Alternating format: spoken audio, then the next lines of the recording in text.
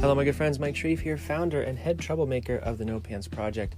You are listening to episode 53 of the No Pants Show. We're going to be talking about the 6 reasons to raise prices. A lot of people, I think, have a desire to raise prices, but have some kind of internal fear or self-talk which prevents them from doing so. For example, you might think to yourself, well, if I raise prices, then I need to deliver 10 times the results that I'm delivering now, and I don't feel confident that I can do that. Or you may have internal self-talk, which says, who am I to charge and make that much money? I didn't go to school and to medical school for 12 years. I shouldn't be able to make as much of a doctor. And all these really weird ideas that we have about money, what money means, what value exchange means, and our role in that process, and what we do and don't deserve. Now, I'm not going to dig deep into those reasons in this podcast. Instead, I want to take more of a logical tack, okay, to show you why it's worth working on the internal self-talk, okay, to give you a compelling reason to do whatever training, read whatever books it is that you need to read so that you can take this important step in your business. Because the reality is, the longer you stay charging lower prices, okay, the higher your risk of your business shutting down, okay? Let me explain this very, very quickly. A business only survives on its profit margin and how comfortable that margin is. So very quickly, little business 101 lesson. If you are constantly just barely making the bills, right? And in your case, your business bills, you don't have payroll, you don't have staff, you don't have software, you don't have like 50,000 things that you have to pay for, but your bills are your life bills. And so if your business is just barely making your life bills, it takes very few bad things to happen and your business shuts down, okay? Now, if you're running, say, something like the No Pants Project, where we have staff and tons of software and all sorts of, consultants and all sorts of things, if we don't have a healthy, comfortable profit margin where it's easy for us to pay our bills, let's say we have 2 weeks in a row of bad sales, the business could be over.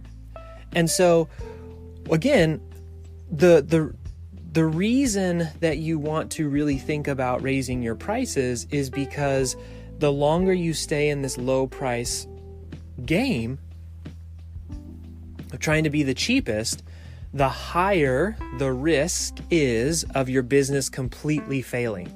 So this isn't about being selfish. This isn't about being, a money grubber. This isn't about trying to take advantage of people. This is about staying afloat. This is about staying and building a healthy business that continues to thrive, rather than, is 1 or 2 bad days away from failing. All right, so here we go. 6 reasons to raise your price.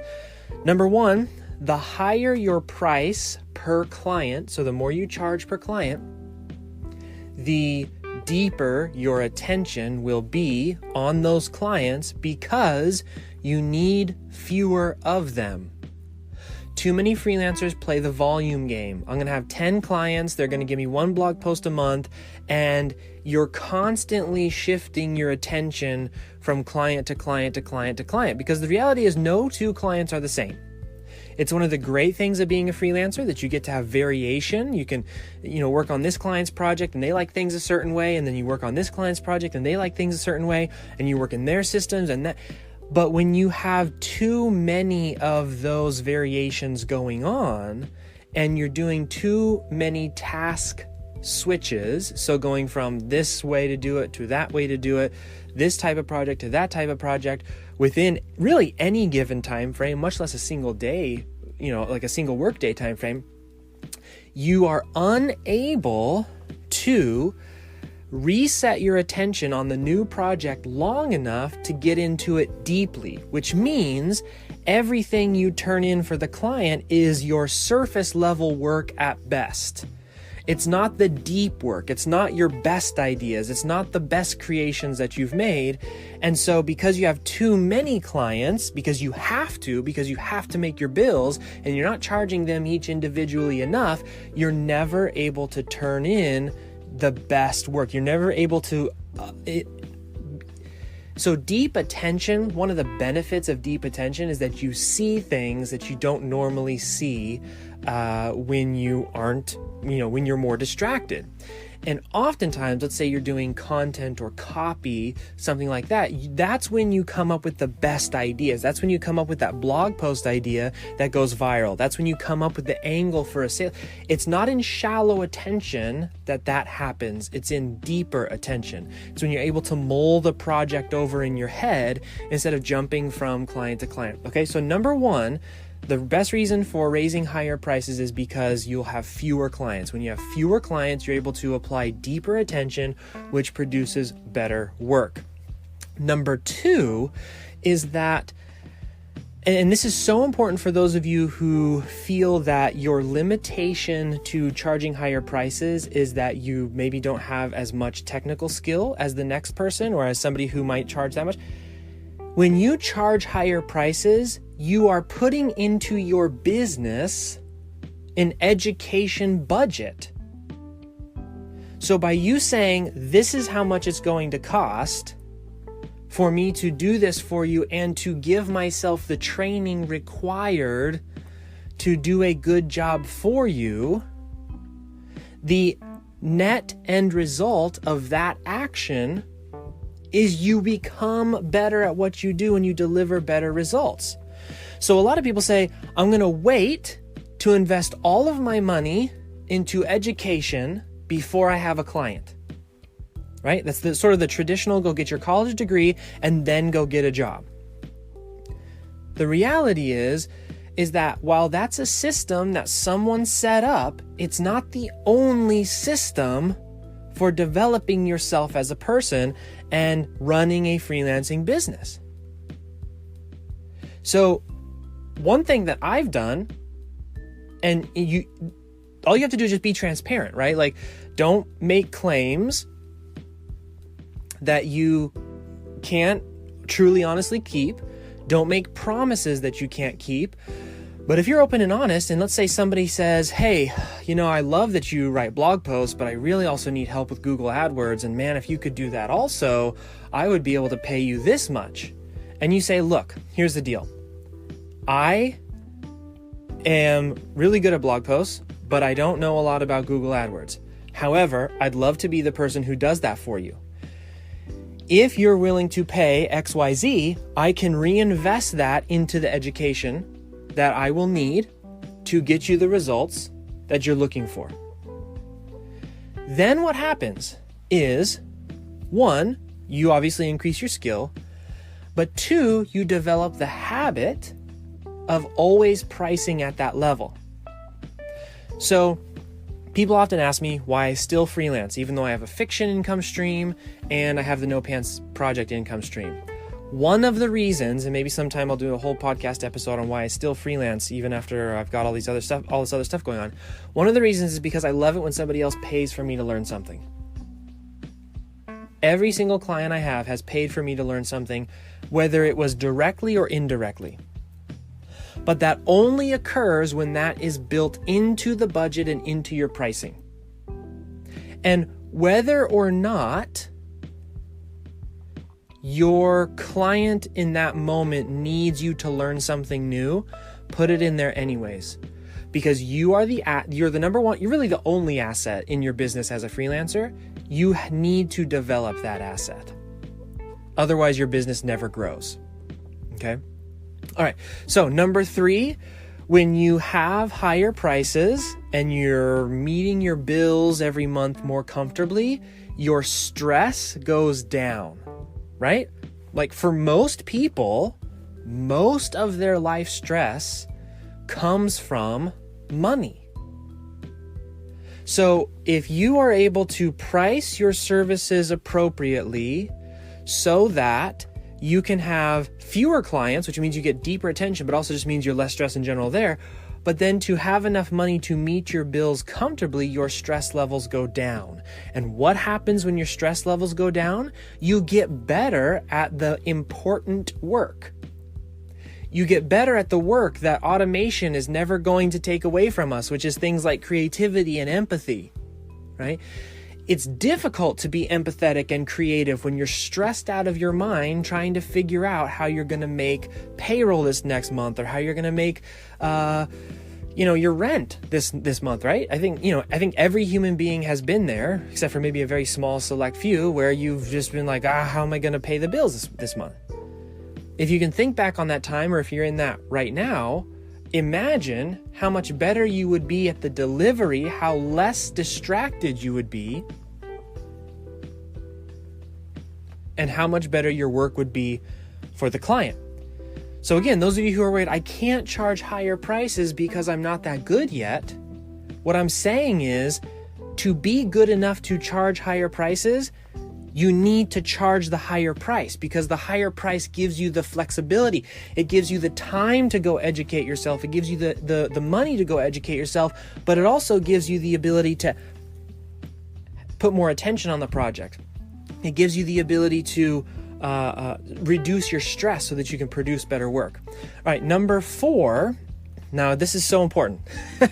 And literally like 20 minutes ago, I was just chatting with one of my support staff, and for the No Pants Project, and I was reminded of this concept, and it's so important that people who pay higher prices tend to be lower drama.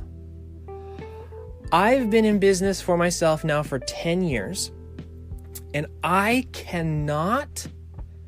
don't know why it is. I don't know what psychological, psychographic, demographic, I don't know what causes this phenomenon, but without fail, the people that pay you $1,000 versus the people that pay you $100,000, not all, but there seems to always be a subset of individuals, the lower you charge, who just tend to be higher drama. Even if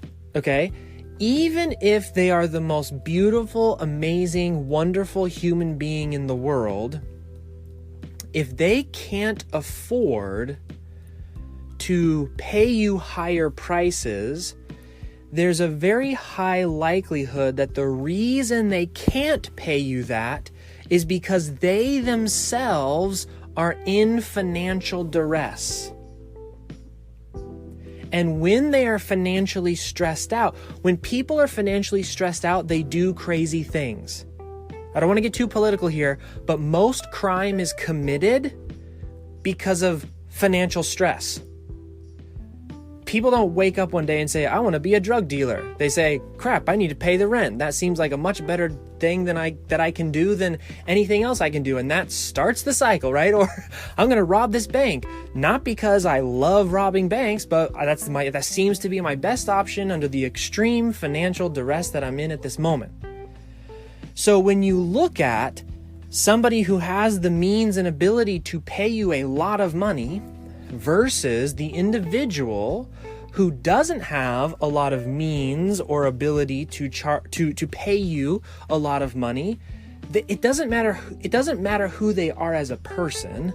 Okay, let's just put that aside for now. I'm sure there may be some aspects to that as well, meaning like the individual who's constantly looking for a good deal is probably just generally, who's always trying to haggle you down is probably generally just not necessarily a pleasant person to work with. They're always looking for the negative, or they're always looking for a reason why it might not be as good, et cetera, et cetera. But let's put all that aside, and let's just say somebody who only has, let's say they only have $2,000 in their bank account, okay?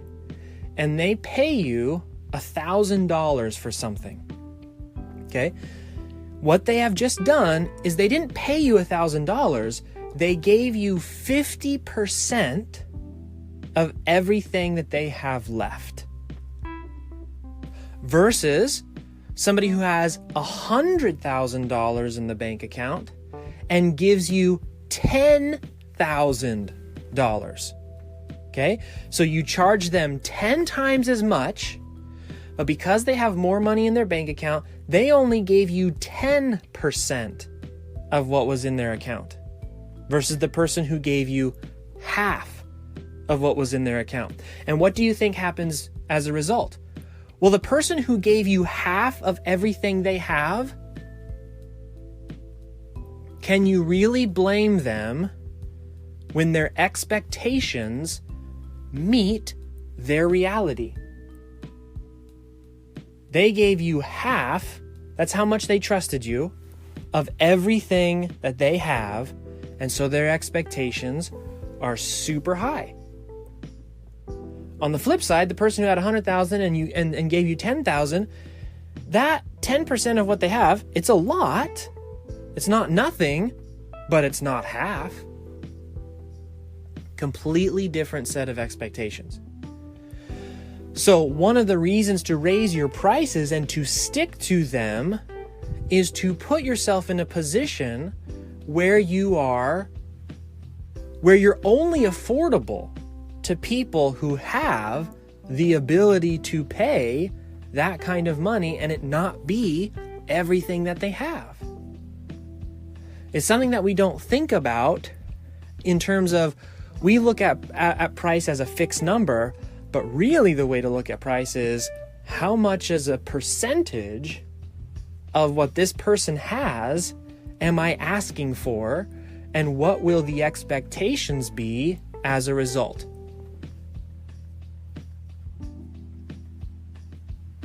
This is a very hard lesson that I've had to learn this year in transitioning from working with multi-million dollar companies where them spending $12,000 a month on me to do less than part-time work was like no big deal, to then operating the No Pants Project where a lot of the people that we work with, they're giving us a pretty large portion of what they have left, right? Because they're not already a multi-million dollar company. They're typically, we work with a lot of people who are newer or who don't yet have their company successful. And so that's a big lesson that I've learned this year is it's not about the dollar. When I very first started this company, I was like, I don't understand. I just didn't understand it. I was selling a product for $1,000, which included coaching and then $3,000 that included all this other stuff and bonuses and accountability and just like crazy amounts of value. And I had friends who were also selling something similar, and they were selling it to a different audience, and they were charging $10,000. And I was struggling to get people to pay $3,000. And I thought, man, maybe I'm just not good at this anymore. You know, maybe I don't actually know how to market stuff. Maybe it was all a big farce for 10 years. And then I realized, no, it's because who you are asking money from determines the expectation and the ability. And so raising your prices is very, very important for decreasing that unrealistic expectation, which I think many people they feel they have an intuition of, man, if I raise my prices, and I've been working with people who are already struggling to pay me. What they don't realize is that when you raise your prices, you're completely changing who you're working with, right? If you did try to raise your prices on people who you're already taking a big portion of what they have, and they tend to be drama because of that, then yeah, it makes sense. But when you raise your prices, you're trying to raise your prices to a point where only the people who can afford it can afford it.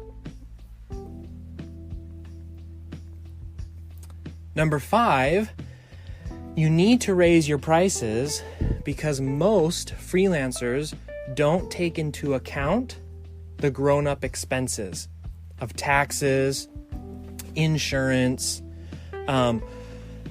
One of the things that I like to do, any income stream that I have, I try to save up. It's not easy. I'm not saying it's easy. I don't have Lamborghinis. I don't have a big fancy house. My house is quite simple. I don't have my ranch yet. I have a goal of 1,000-acre ranch. I don't have that yet because every time I start a new income stream, I try to do 3 things. 1, from that income stream, I try to have 2 years of operating expenses, right? If you're a freelancer, that's kind of easy, right? Maybe you have like $300 a month in expenses. So you just do 300 times 24 months. That's how much you need to save up. Or if you're running Facebook ads, you want to save that. So you just want to have 2 years of operating expenses because if something happens, if a recession happens, if you have a dry spell with clients, you're able to still basically function for 2 years as a business and not really be stressed out. So that's number 1 that I try to do. And then number 2 is I also, per income stream, try to put together 1 year of living expenses and put that in an account, keep it separate. And the reason that I do that is because, when you need 2 years of operating expenses as a business, because if something really, really bad happens in a business, you don't just keep the business going. Sometimes you have to make extra expenses, right? You need to maybe hire a marketing consultant, or you need to do a big advertising spend, or, something like that might happen. But with living expenses, the opposite is true, right? With living expenses, you can tighten your belt over time. So you can stretch that year-long savings out. You can move into a smaller apartment, or a smaller house, or sell the house that you live in, or if you're renting, a typical lease is only 6 months to a year. So you can, there's things you can do to reduce that expense.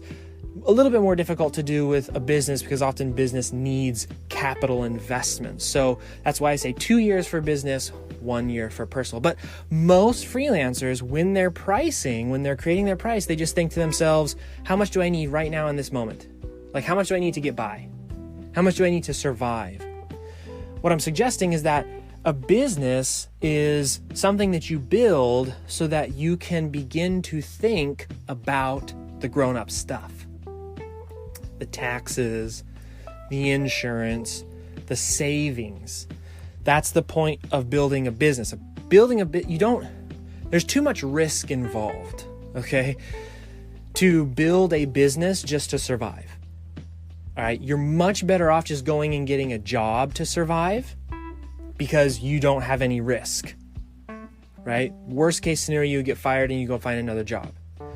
But a business, if you're going to take on that risk, and there's definitely ways to mitigate risk, but if you're going to go that way, you ought to do it because you're trying to advance your financial well-being, to make it an investment, to make it something that pays off more than if you were to just take those same skills and plug yourself into somebody else's company. So that's number 5 on why you need to raise your prices. And then number 6 is sort of the advanced stuff. Really, this is once you have the other 5 taken care of.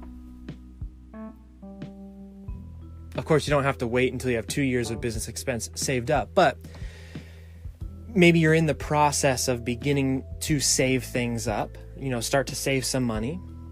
And I'll tell you, I'll be straight up honest with you, it takes me several years to save up 2 years of business expense. So that's more of a goal than necessarily something that within the first 2 months, I have 2 years. No, it doesn't work like that. It's put a little bit away, knowing that's the goal that you're trying to reach and moving from there. But number 6. So here's number 6. This is the reason to raise your price, the advanced version. It goes like this. At a certain point in your business, you're going to end up with, let's say, a list of 100 things that need to happen every month for your business to work, plus a list of 100 things that your life needs in order for your life to function. Okay? The reason to raise your price, the advanced version of taking care of reducing stress and focusing more, is to hire help. So for example, one of the first hires that I ever made, and she was so awesome, and I haven't worked with her in a long, long time. She went on to go do her own bigger, better, awesomer things than working for me, but her name was Misty, And it was one of my very first hires many, many years ago. And all she did, we called it an account manager. All she did is she just talked to everybody. That was her job. She talked to all my clients. She talked to potential clients. She dealt with customer issues. She dealt with all of the talking and communicating and human stuff. Because I wanted to focus in on the craft. I didn't want to have to be answering emails for 2-3 hours a day because big part of my freelancing is that I'm a writer. And so I didn't want to waste all that writing energy and focus on answering emails. And then finally at the end of the day, get to the sales letter and be like, oh, I'm beat, right? I don't have anything left in me. So I hired Misty, and it was only part-time, and I just forwarded all the emails to her and et cetera, et cetera. That allowed me to really deep dive into going narrow and deeper and focus and stress reduction on the craft of writing and copywriting. And that was very, very helpful. But it's not just about adding staff, okay? Sometimes it can be hiring mentors, right? I was trained by David Garfinkel, who's one of the greatest copywriting coaches of all time. I've hired many other coaches to help me become better at what I do. I was only able to hire those people because I built in that price of education into my pricing. My clients paid for it, whether directly or indirectly. I didn't pay for it myself because I built it into the business because I knew that's one of the things that I wanted the business to give me. But there's also another level to this, which is in your personal life. It has been many, many years since I've mowed my own lawn. Now, there may be some people like, well, you need to be the man of the house and mow your lawn. Actually, what I do instead is while someone else is mowing my lawn and doing a better job than I could ever do, I'm playing with my kids. And I'm able to focus on playing with my kids. Or I'm hanging out with my wife, or I'm... And we do that for a lot of different things. We have a lot of different help that comes in that we pay for because of our higher prices, meaning the higher prices I'm able to charge, okay? The end result for the client is I'm better able to serve their needs when my needs are being taken care of. Too many people look at price as a battle. I'm going to extract money from you, and I'm going to steal money from you, and I'm going to trick you into paying me more money. And that's not how it works. If that's your mentality around how money exchange works, that's something you need to work on. That's a personal thing that you need to overcome, because that's not the reality of money exchange. The reality is, because we don't barter anymore, because it would be too complicated for the economies that we run now, and instead we have a standardized monetary system where we've all agreed that this thing called a dollar or a pound or a euro or whatever it is that we're talking about, that it is worth a certain amount of money. We've all agreed upon that. And instead of trading our services, we trade that for certain things. So instead of me going to a client and a client saying, hey, look, I need you to do this. You're very skilled at it. It will bring me lots of value if you do it. And then you coming around back and saying, okay, well, I need you to give me a month's worth of groceries. I need someone to come and clean my house. I need you to arrange that and convince someone else that they can, and then, so instead of going through that, what would be a logistical nightmare, we just say, give me this much money, and what I will give you in return is the best version of myself and my skills. Because what I will do with that money is put myself in a position, surround myself with the things that I need to be the best that I can. Education, help, a break, financial security so I'm not constantly stressed. It's not about, let me take all of your money so I can go spend it on dumb stuff, on materialism, so I can just consume.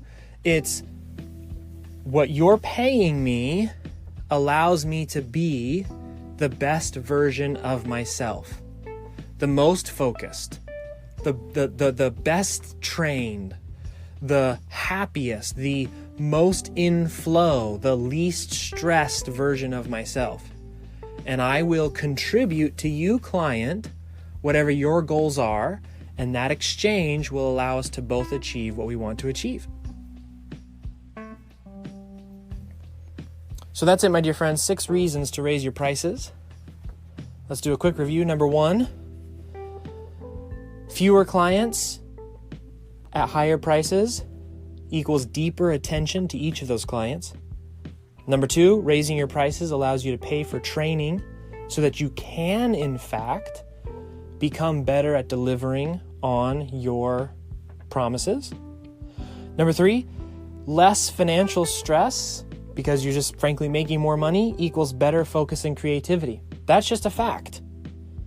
Like, we can have a discussion about politics, but people who have less money are just stressed out more. Period. Full stop. There's no such thing as like, yay, poverty. It's horrible. It sucks. It's very stressful.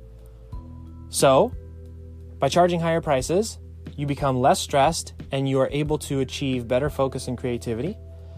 Number 4, clients who pay more have less drama.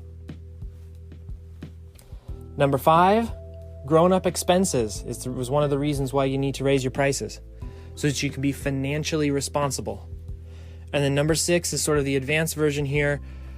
When you raise your prices, you have a budget to hire help, which allows you to focus even more on your areas of your superpower, your areas of genius, and it allows you to get even more out of the idea of reduced stress, more focus, makes you better at what it is that you do. All right, my friends, that is it from me for today. This has been 6 reasons to raise your prices. If you'd like help on figuring out what you need to do, how you need to do it, what you need to say, who you need to say it to be able to raise your prices in your business, please go to the NoPantsProject.com. Check out a free training that we have.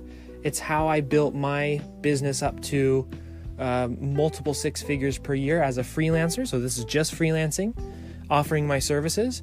And we go into the mechanics of what needs to be in place in order for you to be able to find the people that we've talked about in this episode. Again, it's the NoPantsProject.com.